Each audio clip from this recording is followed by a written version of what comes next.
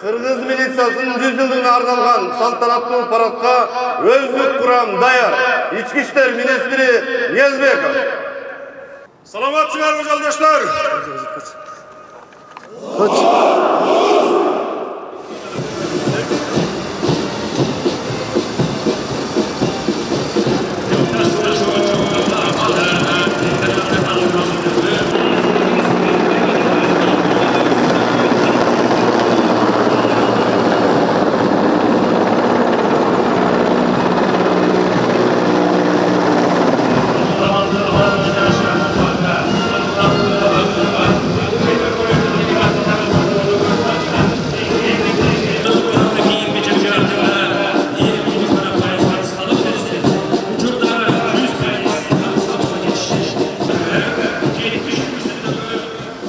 Урматтуу генералдар, офицерлер, прапорщиктер, сержанттар жана милициянын кадырлуу ардагерлери.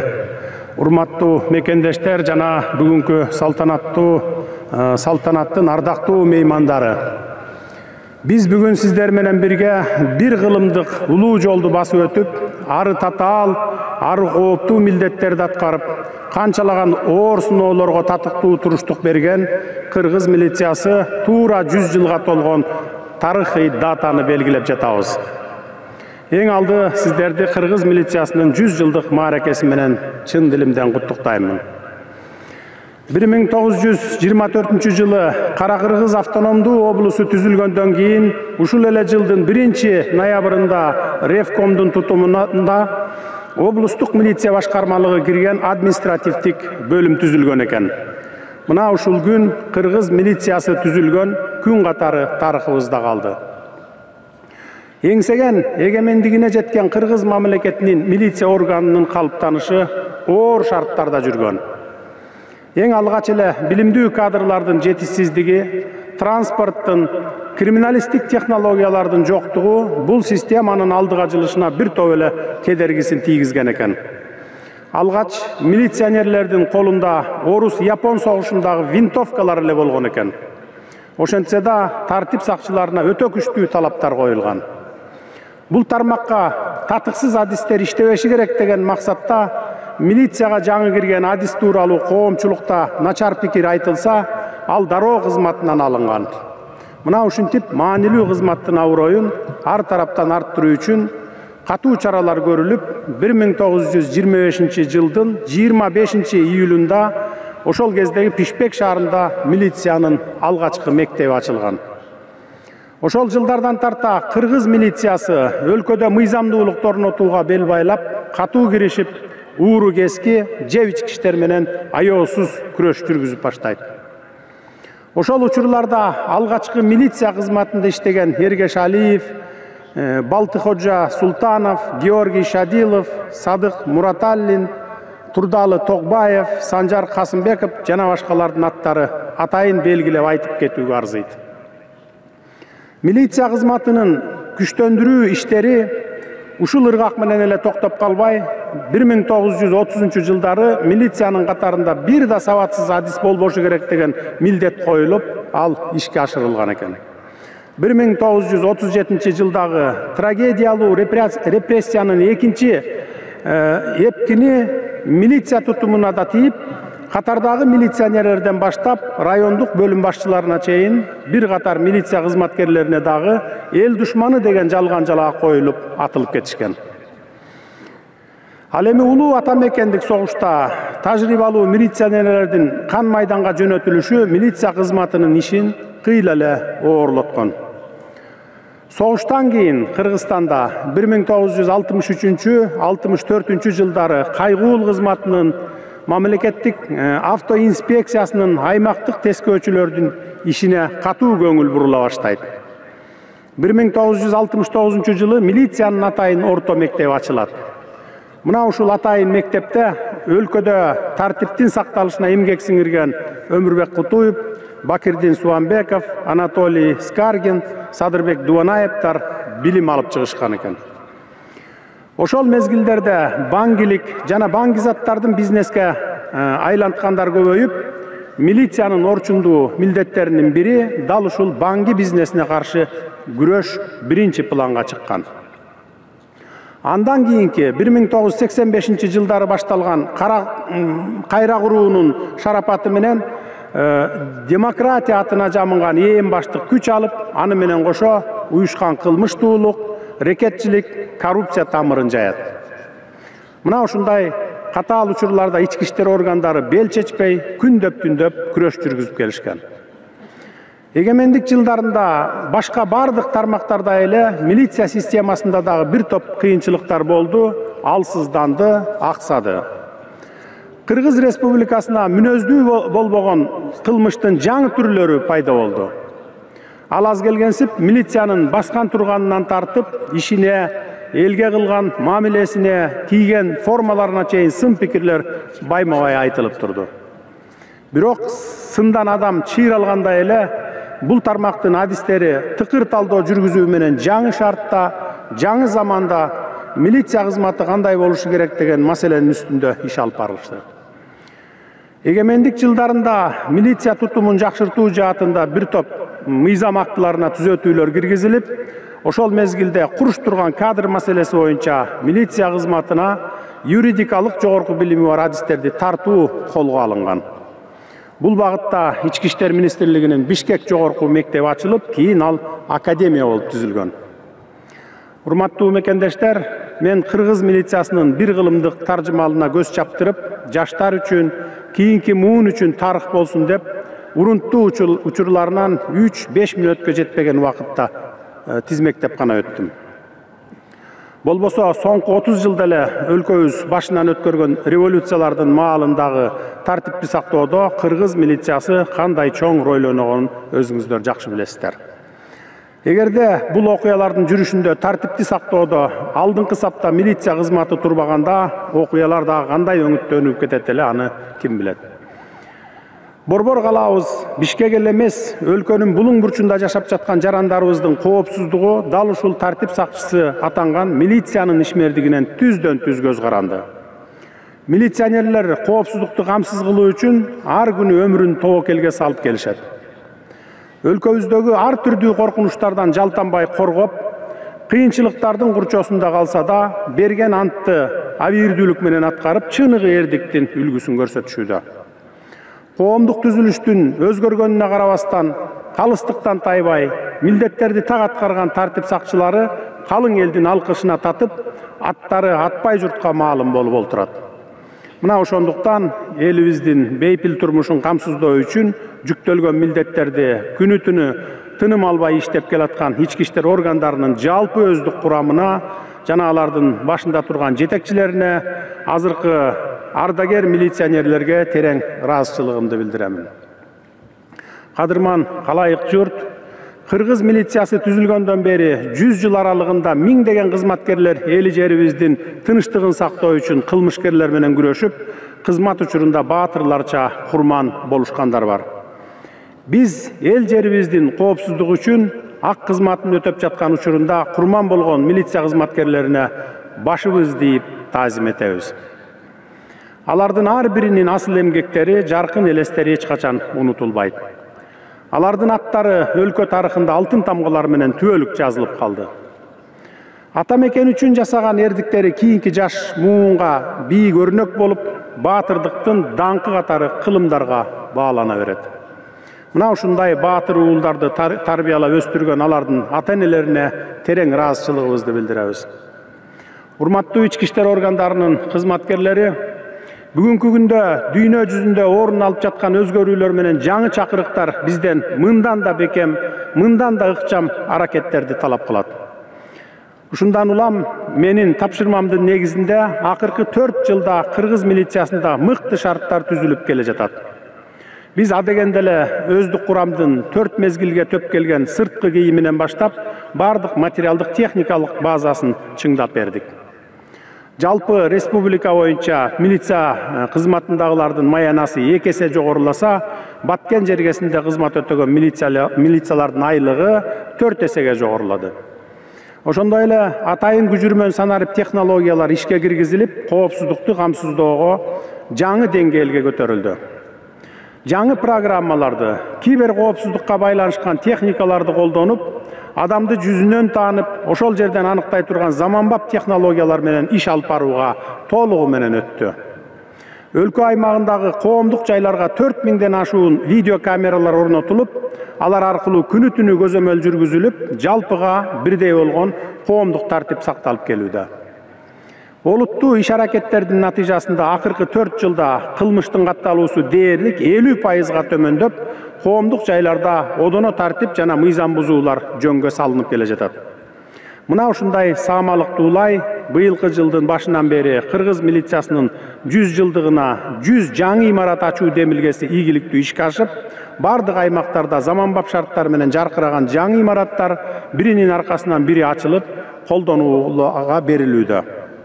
Өзүңүздөргө белгилүү болгондой, жакында эле Коопсуз шаар долбоорун Ички иштер министрлигинин карамагына толугу менен өткөрүп берүү жарлыгын чыгарып, бир катар тапшырмаларды бердим. Азыркы учурда Ички иштер министрлиги бул долбоорду коопсуз өлкө долбооруна айлантып, жалпы республикага жайылтууга бел байлап турат. Мунун баары элибиздин коопсуздугуна, кылмышы жана укук бузуусу жок өлкөнү курууга карата жасалган мамлекеттик деңгээлдеги кадамдар экенин баса белгилеп кетейин. Жакынкы келечекте дагы көптөгөн ийгиликтерди жаратууга Ички иштер министрлигинин толук мүмкүнчүлүгү бар. Урматтуу тартип сакчылары, милициянын кадырлуу ардагерлери, сиздердин эрдигиңиздер бүгүнкү күнү чоң сый урматка татыктуу. Айрыкча кыргыз милициясынын 100 жылдык мааракесин белгилөө бул сиздерге болгон терең урматыбыздын белгиси. Бүгүнкү күндө адилеттүүлүктү иш жүзүнө ашырып келе жаткан мамлекеттик органдардын бири ички иштер органдары болуп эсептелет. Ошондуктан күн сайын аткарып жаткан милдетиңиздерде калыстыктан тайбаңыздар. Эл сакчысы деген ардактуу атты сиздерге болгон элдин ишенимин бийик кармап, ошол ишенимге ширелген вазифаны так аткарыңыздар. Элибиздин тынч жашоосу үчүн жан өрөгөн эмгегиңиздер өлкөбүздүн туруктуулугунун жана коопсуздуулугунун негизин түзөрүн эч качан эсиңиздерден чыгарбаңыздар. Сөзүмдүн соңунда жалпы коопсуздукка жооп берген ички иштер органдары мындан ары дагы жүздөгөн жылдар бою элибизге ак кызматын өтөп, калкыбыздын сыймыгы болуп, бүгүнкү даңктуу салтанаттарды далай жолу өткөрөсүңөр деген аруу тилегимди билдиремин. Барыңыздарга чың ден соолук, үй бүлөлүк бакыт каалайм. Мекенибизде ар дайым тынчтык өкүм сүрүп, мамлекетибиздин өнүгүү жолундагы байсалдуу сапарыңыздар ийгиликтүү улана берсин. Ар бир милиция кызматкерлеринин жүрөгүндө Манас атабыздын кайрат күчү, деми, айкөлдүгү, ар намысы жаңырып турсун. Дагы бир жолу майрамыңыздар менен куттуктаймын.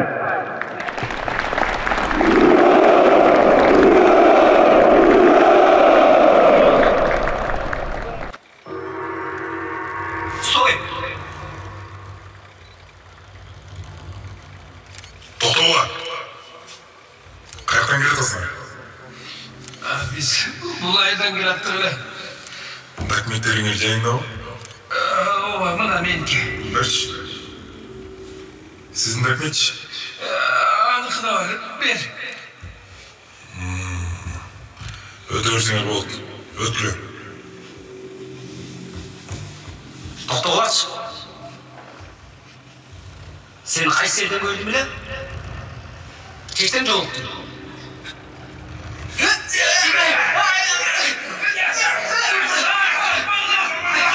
Стоять! Подняли руки! Вор должен сидеть в тюрьме!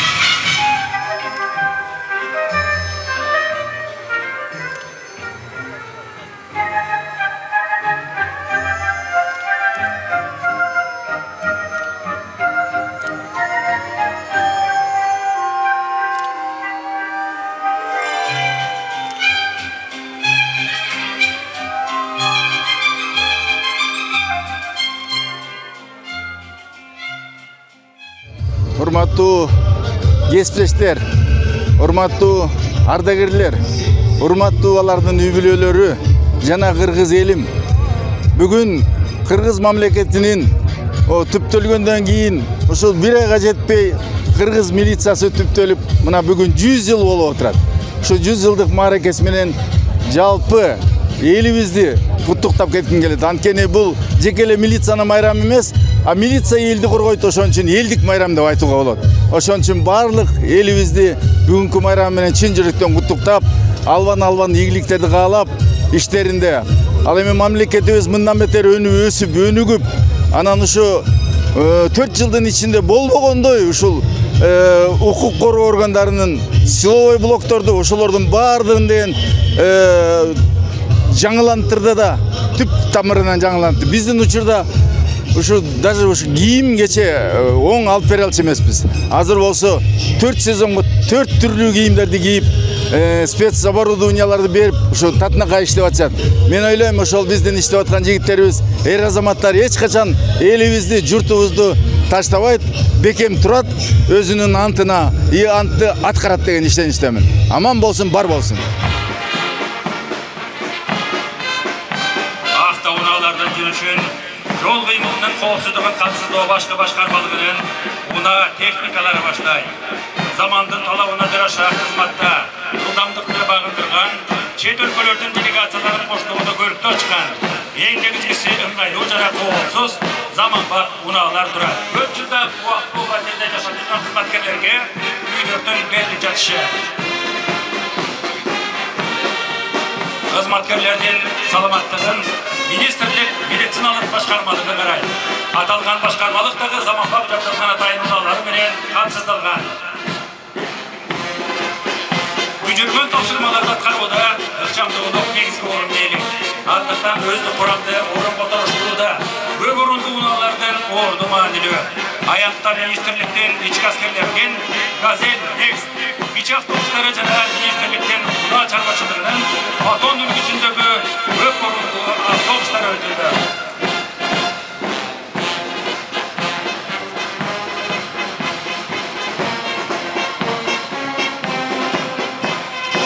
Жүргөн техниканын парадын куралданууда турган министрликтин ички аскерлеринин жеңил жана ыкчам квадроциклдер тобу ачат. Аянтта министрликтен атайын багыттагы полкунун атайын операциялар отрядынын Ford Expedition соолук болгон унаалар өтүүдө. Өтүп келе жаткан Кытай Эл Республикасында өндүрүлгөн соолук болгон унаалар бүгүнкү күндө атайын багыттагы полктун жана ички аскерлердин куралдануусунда турат.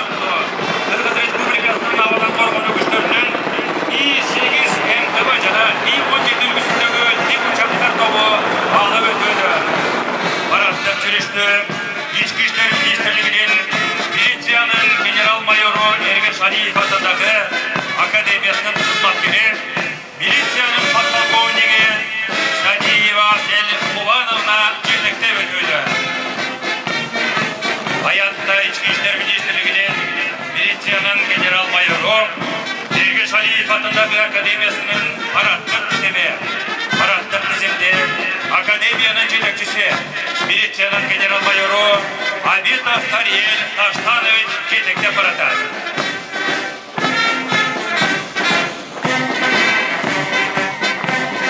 Аянтта Кыргыз Республикасынын ички иштер министрлигинин күзөт кызматтык парадтык тизими, салтанаттуу парадтык жүрүштү ички иштер министрлигинин күзөт кызматынын жетекчиси, милициянын полковниги Акбаров Оролбек Абдималикович жетектеп өтүүдө. Аянтта Кыргыз Республикасынын ички иштер министрлигинин жол коопсуздугун камсыздоо башкармалыгынын кызматкерлеринин парадтык тизими, парадтык тизимде ички иштер министрлигинин жол коопсуздугун камсыздоо башкармалыгынын жетекчиси, милициянын полковниги Журабеков Жеңиш